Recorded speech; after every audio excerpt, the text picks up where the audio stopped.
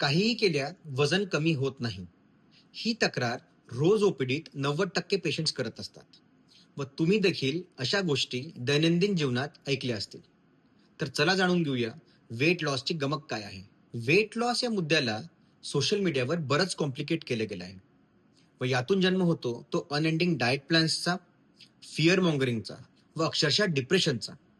लोकांना वाटतंय की आमचे आता काहीच होऊ शकत नाही. कोणी कितीही फिरवून सांगितलंय तरीही वेट लॉसचा एकच फॉर्म्युला आहे आणि तो म्हणजे कॅलरी डेफिसिट. कॅलरीज म्हणजे ऊर्जा व ऊर्जा आपल्याला अन्नातून मिळते.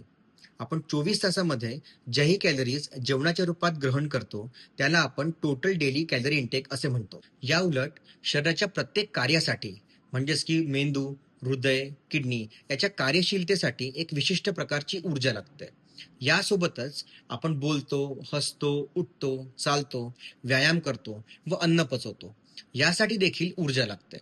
या सगळ्या ऊर्जेला एकत्रितपणे आपण टोटल डेली एनर्जी एक्सपेंडिचर असे म्हणतो, की जीही ऊर्जा आपण ग्रहण करतो व जीही ऊर्जा आपण खर्च करतो, या दोघांमधला जो अंतर आहे त्याला आपण कॅलरी डेफिसिट असे म्हणतो. कॅलरी डेफिसिट आणण्याकरिता एकतर आपण कमी कॅलरीज ग्रहण करू शकतो किंवा मग व्यायामाच्या रूपात जास्त कॅलरीज खर्च करू शकतो. 1 किलो वजन कमी करण्याकरिता 7,000 कॅलरी डेफिसिटची गरज आहे. याचाच अर्थ असा की रोज आपण जर 200 कॅलरीजचा डेफिसिट ठेवला तर 35 दिवसात आपण 7,000 कॅलरीजचा आकडा गाठू शकू आणि 1 किलो वजन कमी करू शकू.